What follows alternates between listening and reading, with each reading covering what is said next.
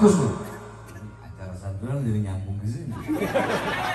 Rumahku surgaku itu bukan rumah yang mewah, bukan rumah yang megah, bukan rumah yang di dalamnya terdapat perabotan-perabotan yang mahal, bukan.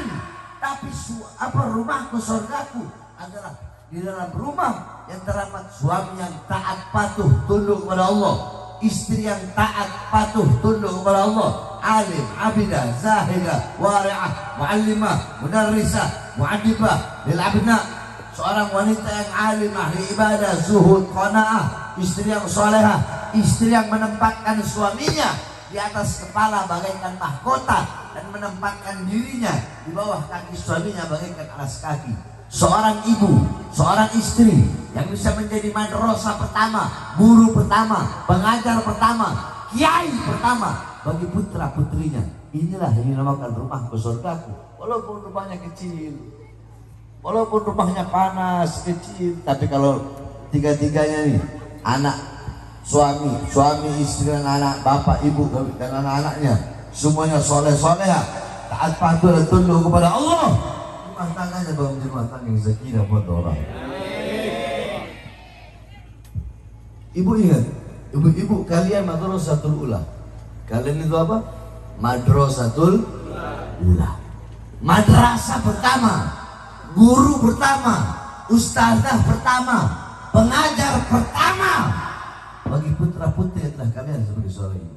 Baik buruknya anak bukan tergantung bapak, salah itu ngomong begitu.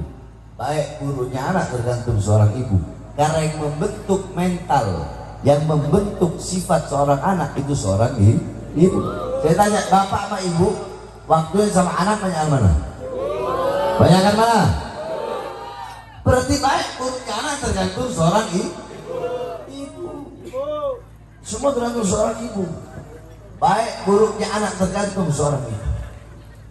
Kalau ibunya baik, ibunya masya Allah, ibunya soleh, maka anaknya pasti akan jadi anak yang soleh.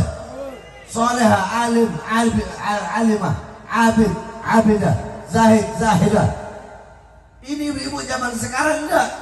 Kalian ibu-ibu zaman sekarang, kalian tahu di mana letak sepatu kalian, letak baju, letak lemari, di mana letak kulkas, di mana letak kompor. Tapi kalian tidak tahu di mana letak anak perempuan kalian ketika malam. Ibu-ibu saya tanya, perhiasan emas, intan, permata, berlian, apakah bakal kalian taruh di luar rumah? Taruh di mana? Taruh di mana? Lemari? Dikunci rapat-rapat? Emang apa? Takut dicolong? Takut dicuri orang? Takut hilang? Permata, emas, intan, berlian, uang kalian kunci rapat-rapat dalam lemari, takut dicolong, takut diambil, takut dimaling orang. Tapi kenapa anak-anak perempuan kalian umbar bagaikan binatang? Banyak nggak terjadi sekarang? Banyak nggak? Jadi ibu-ibu itu kayak perahu, anaknya ibu-ibu itu kayak penumpang. Kalau perahunya tenggelam, penumpangnya hancur, binasa. Tapi tenang ibu. Nah sekarang giliran mereka nih bisa terus. Jadi ibu-ibu jawab, baik buruknya anak tergantung dari. Jawab yang keras, baik buruknya anak tergantung dari. Baik buruknya ibu sebagai seorang istri itu tergantung daripada suami.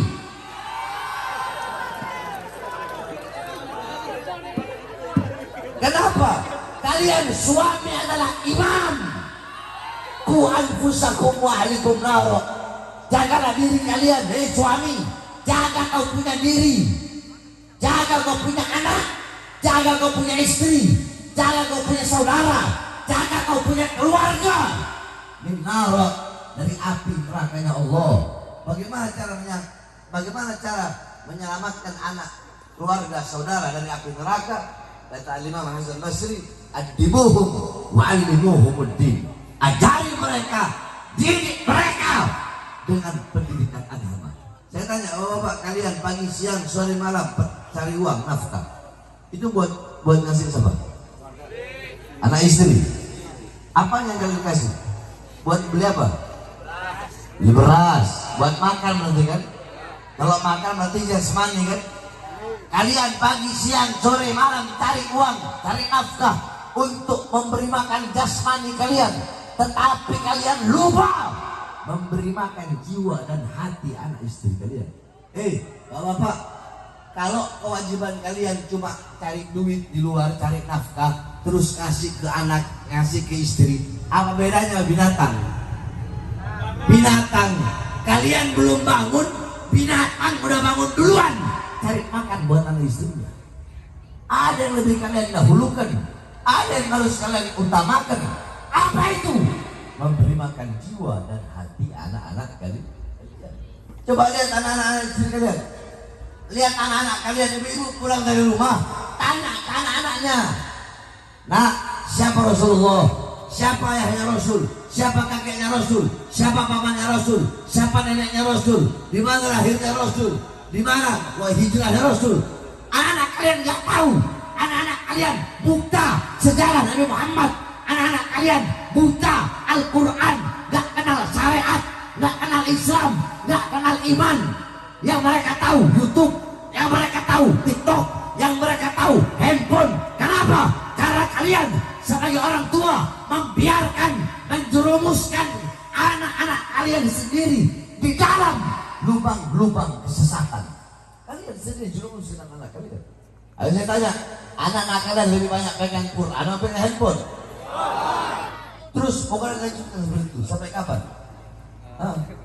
Sampai kapan kalian jadi orang tua yang bijak? Saudara-saudara, laisal mar'u yuladu aliman. Tidak ada orang lahir dalam keadaan berilmu. Kullu maulidin yuladu alal fitrah. Setiap yang dilahirkan dalam keadaan suci. Yang bikin baik orang tuanya, yang bikin buruk orang tuanya, yang bikin selamat orang tuanya, yang bikin celaka juga orang tuanya. Itu anak.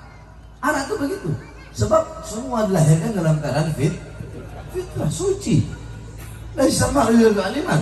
Enggak ada orang lahir tahu-tahu dia alim, ngerti agama, atau tahu-tahu dia pintar, nggak ada itu. Maka itu wasiat saya, kalian sebagai orang tua, didik anak-anak kalian dengan pendidikan baginda Nabi besar Muhammad. Ini akhir zaman, banyak fitnah, banyak kerusakan di mana-mana, narkoba, judi, pelacuran, LGBT. Jaga anak-anak kalian. Bagaimana cara menjaganya? Dengan hadir dan duduk di majelis taklim, berkumpul dengan para pewaris Nabi, berkumpul dengan penyambung lidah Nabi, berkumpul dengan penerus perjuangan Nabi, berkumpul dengan para ulama, para ustadz, para kiai, para habaib di majelis-majelis taklim seperti ini. Maka insya Allah selamat dunia akhirat, bahagia dunia akhirat, makmur jaya dunia akhirat. Amin ya rabbal alamin. Minkum. Wassalamualaikum warahmatullahi wabarakatuh. Tapi ada suami kita belum bangun tidur lalu bercahaya, nggak pakai apa jika orang lain naik apa ker itu pakai. Saya punya istri, maksudnya istri pertama yang saya ini, yang paling saya cinta ini, yang paling saya sayang ini, nggak pernah pakai ker ini. Jadi kalau mau lihat ini anak-anak muda yang belum nikah, kalau mau lihat tapi itu sih kalau tampan cantik itu yang saya perhatikan. Yang penting akhlaknya. Maka lihatlah bangun tidur.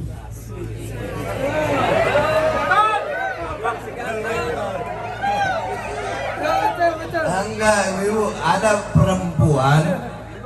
Saya sering ketemu perempuan. Kalau di pengajian, kelihatan putih, cakep, bangun tidur kayak setan. Allah sallallahu alaihi wasallam abal yatama wal masakin. Rasulullah sallallahu alaihi wasallam adalah bapaknya anak-anak yatim, bapaknya orang-orang fakir, bapaknya orang-orang miskin, bapaknya para janda. Jangan kalian melihat anak-anak yatim dengan sebelah mata. Anak yatim secara syariat mereka tidak punya bapak, tetapi secara hakikat bapak mereka, ayah mereka adalah baginda Nabi besar Muhammad.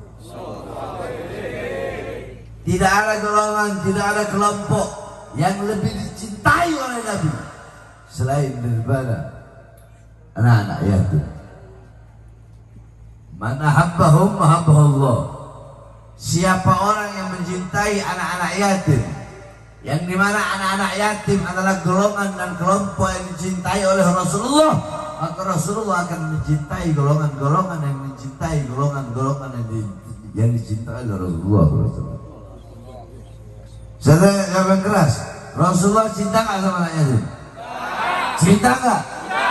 Berarti kalau kita mencintai anak-anak yatim, maka Rasulullah pun akan mencintai kita. Kenapa? Karena yang kita cintai adalah orang, golongan, kelompok yang dicintai oleh Nabi besar Muhammad.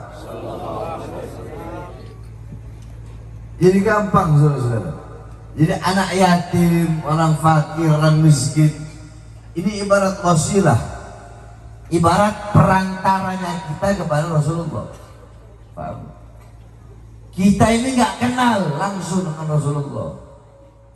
Kita tidak pernah berjumpa dengan Rasul, tidak pernah bertemu dengan Rasul, nggak pernah sholat di belakang Rasul, nggak pernah duduk bersama Rasul.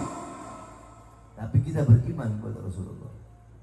Tuba liman lam yarani wa amana bi, wa tuba thumma liman lam yarani wa amana bi.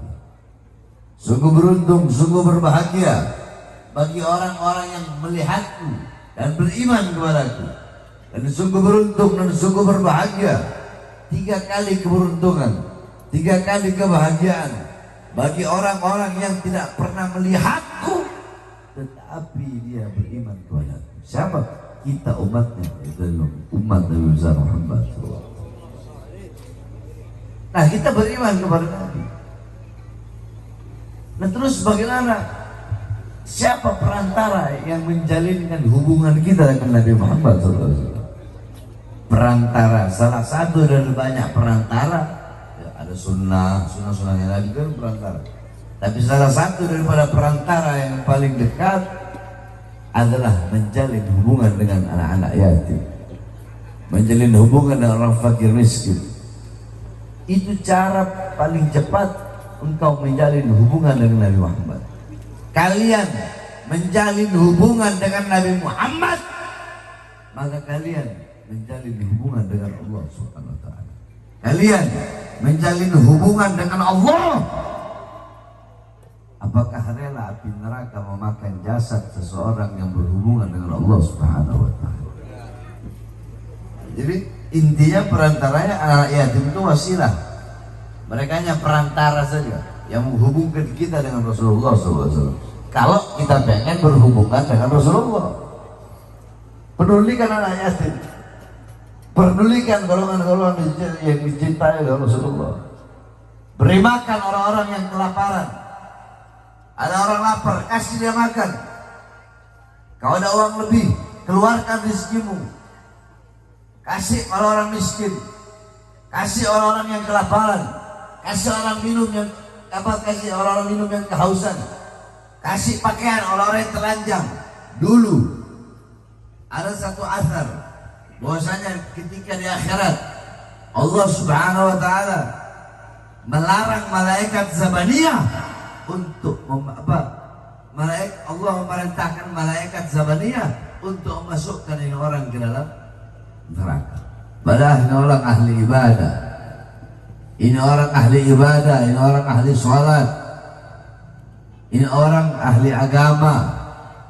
Tapi kenapa Allah masukkan dia ke surga? Apa kata Allah? Aku masukkan engkau ke neraka walaupun kau ahli ibadah. Engkau ahli ibadah, tapi aku masukkan engkau ke neraka karena dulu ketika aku sedang lapar, engkau membiarkan aku kelaparan. Kata malaikat, ya Allah, bagaimana mungkin engkau bisa lapar? Engkau Tuhan yang maha kuasa, maha agung, maha besar. Apa kata Allah? Aku bersama orang-orang yang lapar. Dulu, itu orang jangan masuk, jangan masukin surga itu orang.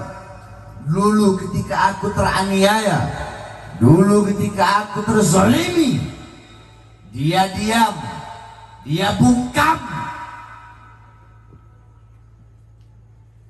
Kata malaikat, ya Allah, siapa yang bisa menganiayamu? Siapa yang bisa menzalimimu?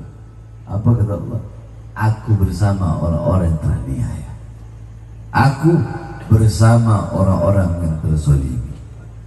Makanya ada syairnya Jalaluddin Ar-Rumi.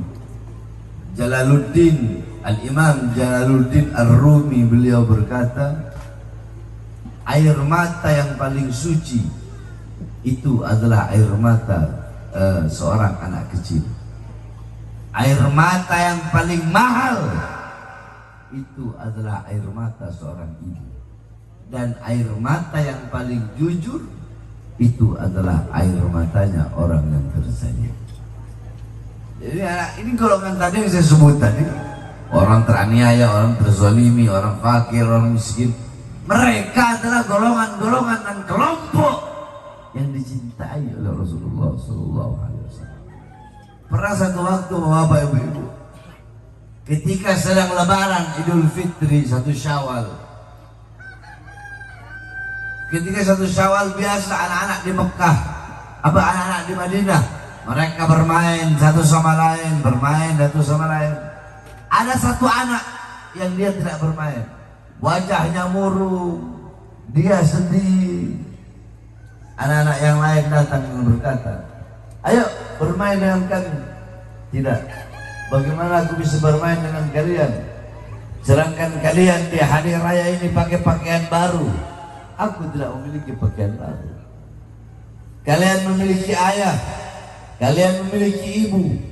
Ayahku mati syahid, ibuku telah meninggalkan ayahku yang telah mati berperang bersama Rasulullah SAW. Bagaimana mungkin aku akan senang, aku akan bahagia di hari yang mulia ini? Kalau kalian pantas berbahagia, kalian punya seorang ibu, kalian punya seorang ayah, kalian punya mainan. Aku tidak punya apa-apa kecuali hanya baju di badanku. Ayahku meninggal, mati berperang bersama Rasulullah. Ibuku pergi nikah lagi. Rumah ayahku dijual oleh ibuku. Apa yang harus berbuat? Maka tidak pantaskah? Tidak boleh aku menangis. Tiba-tiba ternyata Rasulullah SAW mendengar percakapan anak-anak kecil tersebut. Ketika Rasulullah mendengar percakapan anak tersebut, Rasulullah panggil ini anak tadi. Sini kamu.